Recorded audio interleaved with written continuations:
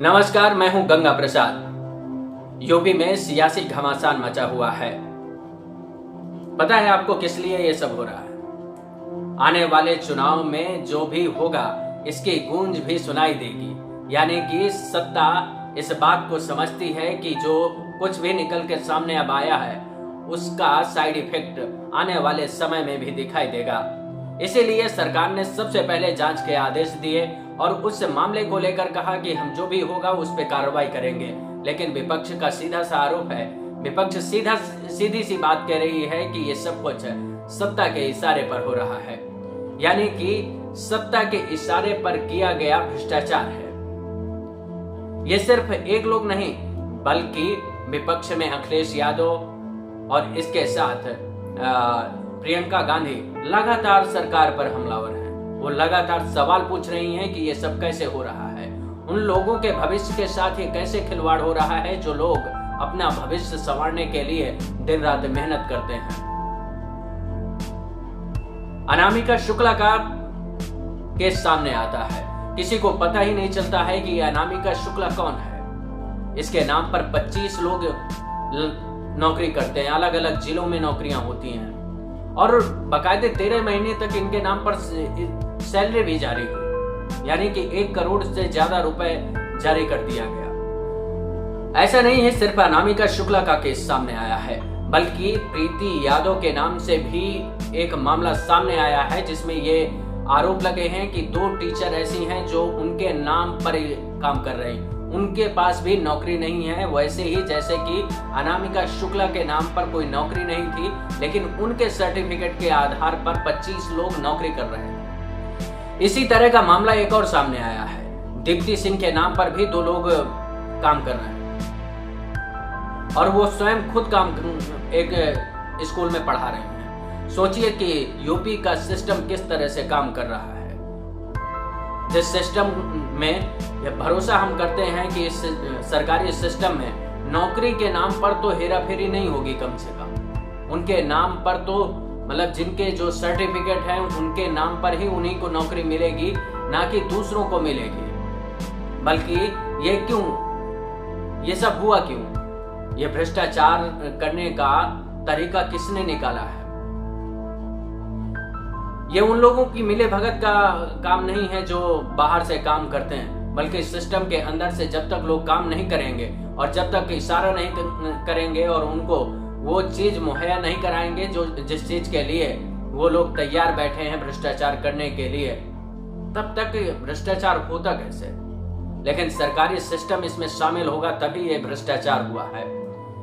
मैं अनामिका शुक्ला से लेकर प्रीति दीप्ति तक की केस स्टडी को समझाने की कोशिश करूंगा, उस मामले को सामने रखने की कोशिश करूंगा कि किस तरह से इनके नाम पर फर्जीवाड़ा हो जाता है और इनको ही नहीं पता होता है।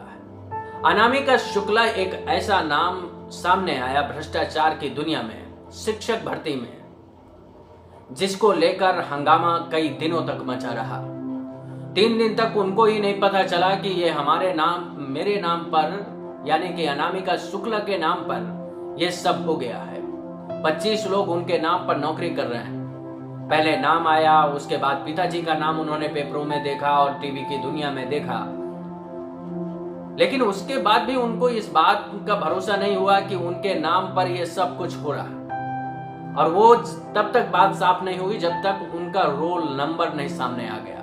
यानी कि रोल नंबर से उन्होंने खुद को पहचाना कि ये मैं ही हूं और मेरे नाम पर 25 लोग अलग अलग जगह पर काम कर रहे हैं। वो खुद बेरोजगार हैं और ये मामला लोगों को जैसे जैसे जिले वाइज पता चलता गया वैसे वैसे भ्रष्टाचार करने वाले उनके नाम पर उनके दस्तावेज निकाले। और ये दस्तावेज कौन दिए, किसने दिया होगा?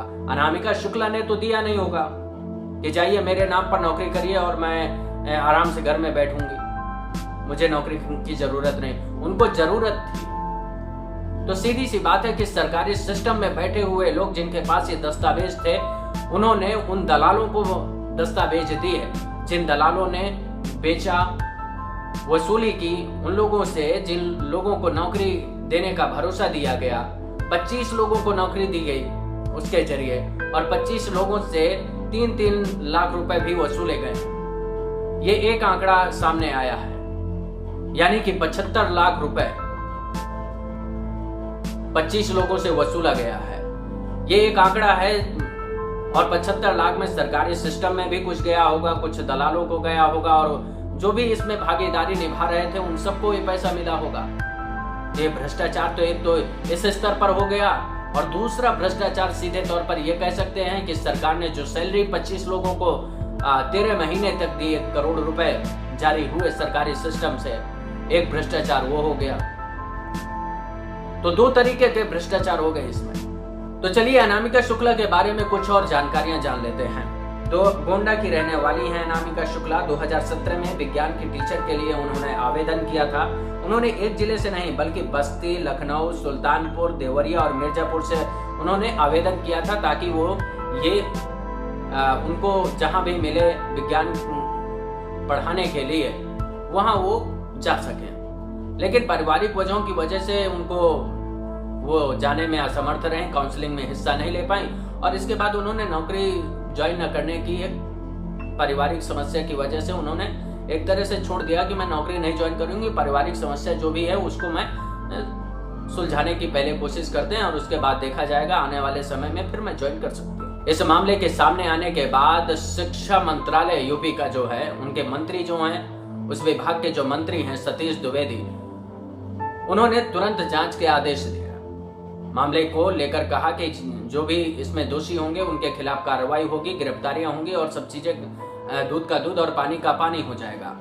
इस मामले को लेकर एसटीएफ जैसे जैसे आगे बढ़ती जा रही है, जांच बढ़ती जा रही है, गिरफ्तारियां होती जा रही हैं, वैसे वैसे परत दर परत खुलती जा रही है भ्रष्टाचार की। सिर्फ अनामिका के नाम पर धोखाधड़ी नहीं की गई है, बल्कि प्रीति यादव के नाम पर भी ऐसा ही कारनामा किया गया है। यानी कि उनके पास भी नौकरी नहीं है, उनको भी नौकरी की जरूरत है और उनके नाम पर 2 लोग ऐसे नौकरी कर रहे हैं। प्रीति यादव के नाम पर 2 जगहों पर फर्जीवाड़ा हुआ है, उसमें से जौनपुर और आजमगढ़ में 2 नकली फर्जी टीचर सामने आए हैं जो उनके नाम पर पढ़ा रही हैं। दीप्ति सिंह के नाम पर 2 फर्जी टीचर पकड़े गए हैं, दोनों फरार चल रहे हैं। दोनों के नाम जो दस्तावेज मिले हैं उसमें जो पता है वो फर्जी है, मतलब वो जो दस्तावेज उन्होंने लगाया उसमें जो उन्होंने अपना एड्रेस बताया वो एक तरह से गलत है और सिस्टम को पता ही नहीं था। लेकिन दीप्ति सिंह के नाम से बैंक अकाउंट है और सब चीजें, सैलरी आ रही थी, सब चीजें चल रही थी आराम से। ये मामला जब आया तो फिर इसके बाद डीजी बेसिक शिक्षा विजय किरण आनंद ने मैनपुरी बीएसएस से इसके बारे में जानकारी भी ली है। असली दीप्ति सिंह जो हैं वो कौशाम्बी में एक विद्यालय में टीचर हैं। फर्जी टीचर भ्रष्टाचार मामले में एसटीएफ अब जांच कर रही है। कई जिलों में लगातार उनका दायरा बढ़ता जा रहा है और वो जांच का जो दायरा है उसी आधार पर ये सब मामले खुलते जा रहे हैं। भ्रष्टाचार का जो तरीका है वो किस तरह से अपनाया गया वो सब चीजें सामने आती जा रही हैं धीरे। अनामिका के नाम पर नौकरी करने वाले बबली को गिरफ्तार किया गया है।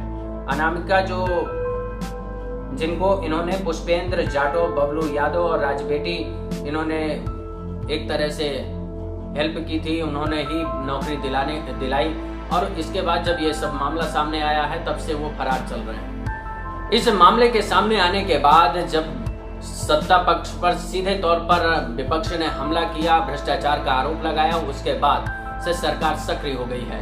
सरकार सीधे तौर पर कह रही है कि हम जांच करा रहे हैं मामले की, जो भी दोषी होगा उसके खिलाफ कार्रवाई करेंगे। लेकिन विपक्ष कह रहा है सब कुछ सत्ता के इशारे पर हुआ तो फिर जांच और ये सब इन सब चीजों से क्या फर्क पड़ता है। तो ये सब मामला जैसे जैसे सामने आ रहा है वैसे वैसे सरकार और तेजी से एक्टिव होती दिखाई दे रही है। सरकार उन लोगों की गिरफ्तारी करने की कोशिश कर रही है जो लोग अलग अलग जिलों में अनामिका शुक्ला, दीप्ति और प्रीति के नाम पर काम कर रहे थे और उनसे ये सब चीजें पूछताछ के बाद और दायरा आगे ये बढ़ता जाएगा और इस मामले में आगे और क्या कुछ निकल कर आएगा उस सब मामले में आगे जैसे जैसे जानकारी आएगी वो सबके सामने आती रहेगी धीरे धीरे। लेकिन एक बात और समझ लीजिए, प्रदेश के सभी शिक्षकों के दस्तावेज जांचने के आदेश दिए गए हैं। योगी सरकार ने इस भ्रष्टाचार का जो मामला सामने आया ये जिले दर जिले हुआ और उन जिलों में अलग अलग अनामिका दीप्ति प्रीति काम करती रही। सरकारों को पता ही नहीं था कि उनके नाम पर ऐसा हो रहा है। ये जैसे जैसे सेंट्रलाइज चीजें की जा रही हैं वैसे वैसे ये सब चीजें और जांच का दायरा जैसे जैसे बढ़ता जा रहा है वैसे वैसे ये मामले सामने आते जा रहे हैं। अभी और जांच का दायरा बढ़ेगा। एसटीएफ लगातार तेजी से अपना दायरा बढ़ाने की कोशिश कर रही है ताकि उन तक पहुंचा जा सके जो लोग इसके असली गुनहगार हैं। यूपी के माध्यमिक उच्च शिक्षा बेसिक शिक्षा की में जो काम करते हैं टीचर, उन सभी के दस्तावेजों की जांच की जाएगी। यानी कि जो दस्तावेज सही नहीं पाए जाएंगे उनके खिलाफ कार्रवाई की जाएगी। सरकार सीधे तौर पर कह रही है। यानी कि यूपी में 6.53 लाख शिक्षक हैं, उन सभी के दस्तावेज जांचे जाएंगे। पता लगाया जाएगा कि उनके दस्तावेज जो हैं वो सही हैं या फिर गलत। उनका मिलान भी किया जाएगा, उनका एड्रेस वगैरह सब कुछ देखा जाएगा। ये जांच बड़े दायरे में होगी तो कहानी बहुत जल्द आपके सामने होगी।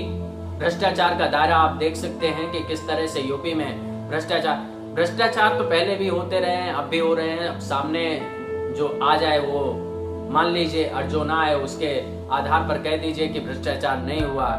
बहुत सारी जगहों पर भ्रष्टाचार होते हैं फिर भी चीजें सामने नहीं आती हैं क्योंकि अब और चीजों पर निगाह और सब चीजें बड़ी कड़ाई से देखा जा रहा है कि किस तरह से कोई चीज इस तरह की होती भी है तो उसको भी आने से रोकने की पहले कोशिश होती है ताकि पता ही ना चले कि भ्रष्टाचार हुआ है।